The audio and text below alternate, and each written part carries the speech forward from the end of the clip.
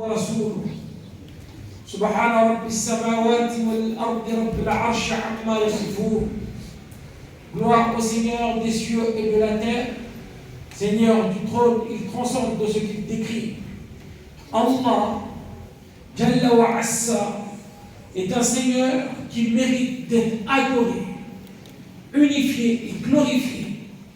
Il mérite d'être loué, le puissant à l'exalté, il mérite d'être aimé. Gloire à sa majesté. Il est le seul et l'unique, il n'a pas d'associé. وأنه تعالى جد ربنا ما اتخذ صاحبة ولا ولدا.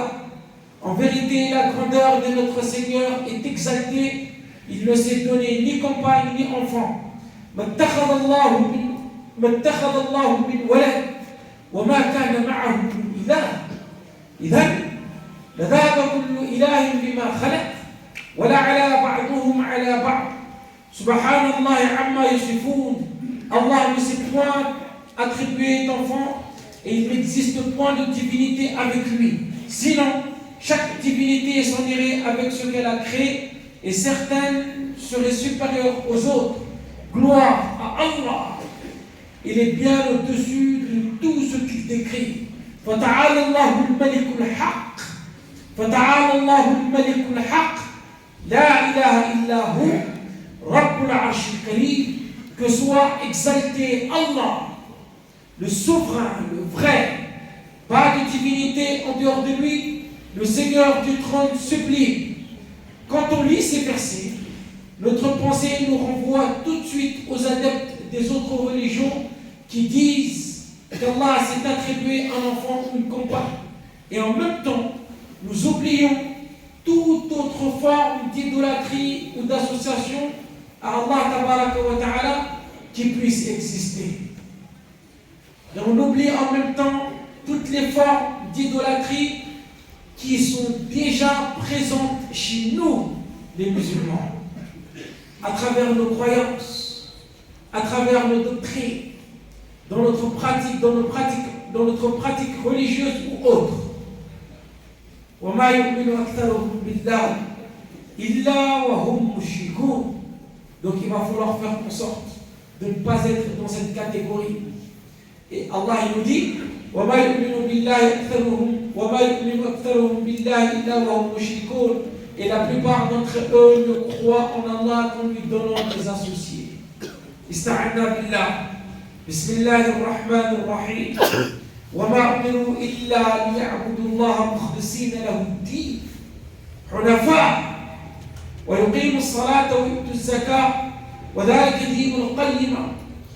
Il ne leur a été commandé cependant que d'adorer Allah, lui vouant un culte exclusif, d'accomplir la prière et d'acquitter le mot, la zakat. Et voilà la religion de droiture. Fa'budillah mukhlisan lahu din. Adore donc Allah en lui vouant un culte exclusif. Ala lillahi dinul khalis. Ala lillahi dinul khalis. C'est à Allah qu'appartient la religion pure. Inna Allah ta'ala ibta'atha rasulahu bil huda wa dinil haqq liyukhrija an-nasa min adh-dhulumati ila an-nur bi'idnihi wa yahdihim ila siratin mustaqim. فمن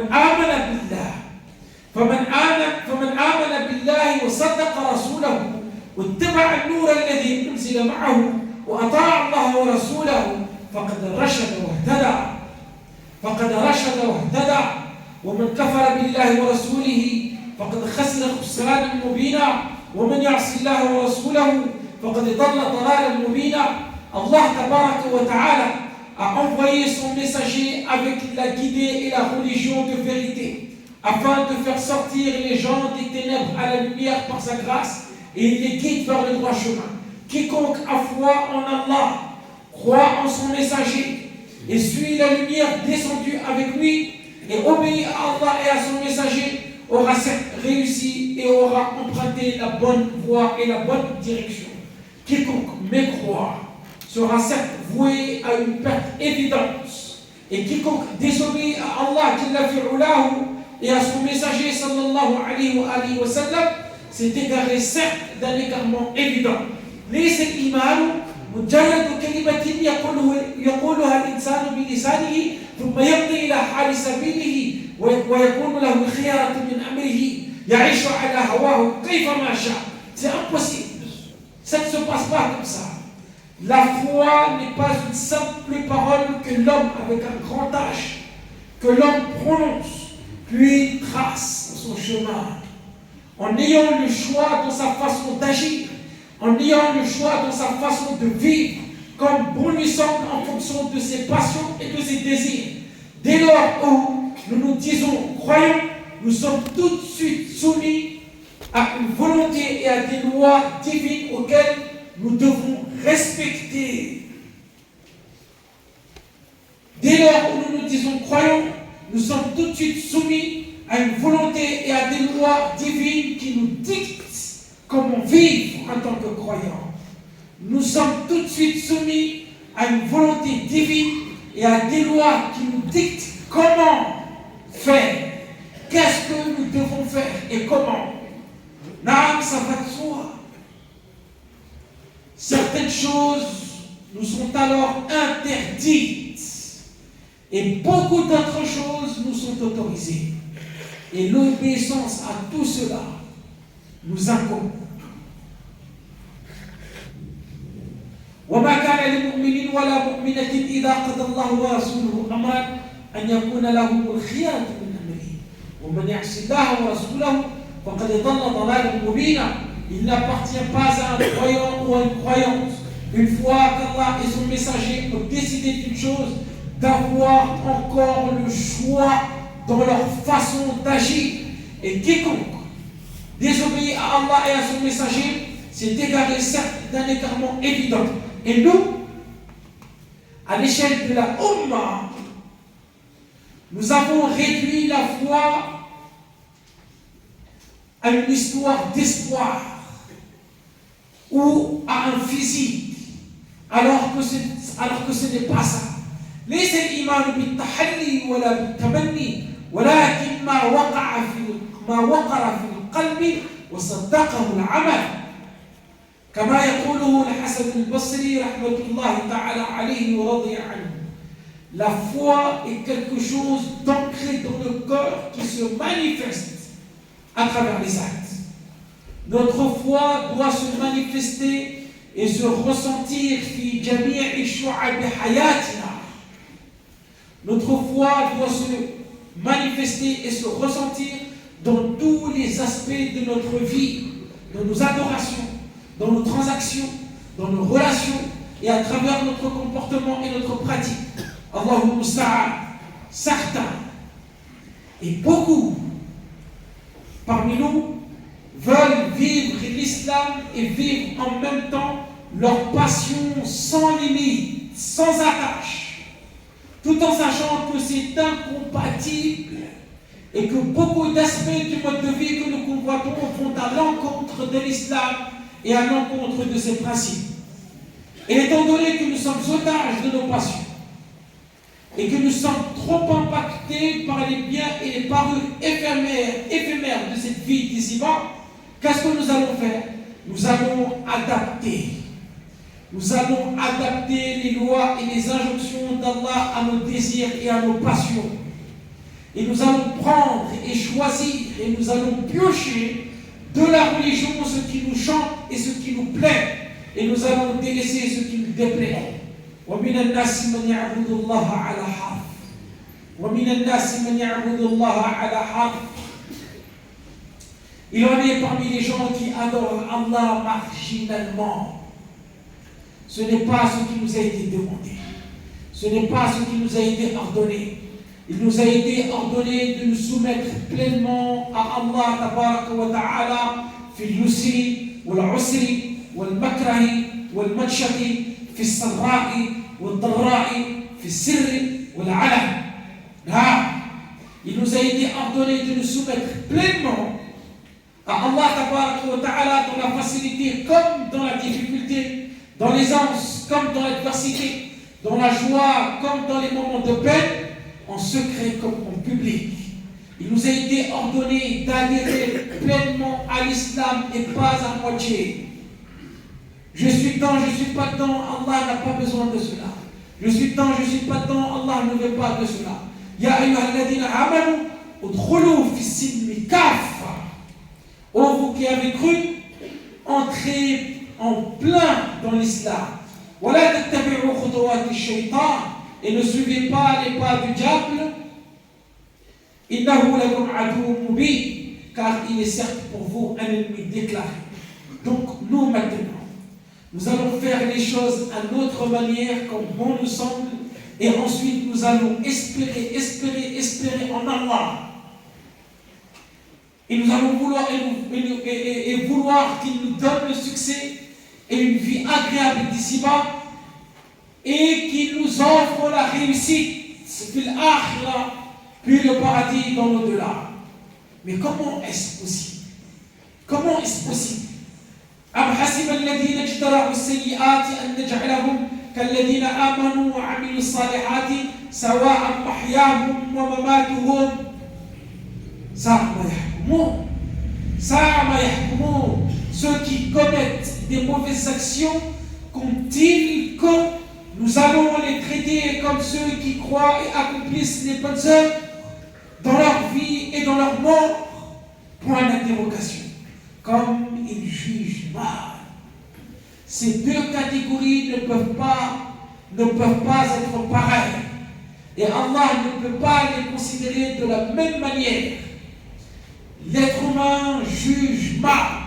L'être humain a tendance à mal juger. Il agit en fonction de ses passions et de ses désirs. Il délaisse les ordres d'Allah tabaraka wa ta'ala. Il façonne les règles religieuses à sa manière. Il adapte la religion à son mode de vie. Et en même temps, il espère être comme celui qui s'est pleinement soumis à Allah tabaraka wa ta'ala. Il espère être comme celui qui s'est sacrifié pour Allah tabaraka wa ta'ala. Il veut avoir les mêmes avantages. Il veut avoir les mêmes bénédictions que lui. Il veut avoir les mêmes miséricordes, les mêmes rahmats. Il va avoir la même assistance. Il va avoir le même soutien venant d'Allah. Il va avoir la même récompense que lui le jour de la résurrection. Ça ne colle pas, c'est pas possible. Là, ça a mahkoumou. أفنجعل المسلمين كالمجرمين ما لكم كيف تحكمون ما لكم كيف تحكمون أفنجعل المسلمين كالمجرمين traiterons-nous les soumis à Allah à la manière des criminels? Point d'interrogation. Qu'avez-vous donc? Comment jugez-vous ainsi? Heureusement qu'Allah tabaraka wa ta'ala est juste. Parce que traiter ces deux catégories de la même manière revient à être injuste envers une des deux catégories. Or, Allah tabaraka wa ta'ala n'est pas injuste envers les créatures. Non. Mais nous voulons le peuple, l'argent du peuple et la crémière. Allahu musta'an. Iblis nous a eu et il nous a bien eu. Pourtant, nous avons été prévenus, nous avons été avertis. Il s'est promis devant Allah tabaraka wa ta'ala. Il s'est promis devant Allah qu'il allait tous nous égarer et qu'il allait nous donner de faux espoirs et qu'il allait nous induire en erreur. Il jure par la puissance d'Allah devant Allah. Il jure. وَلَوْدِلَّنَّهُمْ وَلَأُمَنِّيَنَّهُمْ وَلَآمُرَنَّهُمْ فَلَيُبَتِّكُنَّ آذَانَ الْأَنْعَامِ. Certes, je ne manquerai pas de les égarer. Je leur donnerai de faux espoirs. Mais quand il dit ça devant Allah.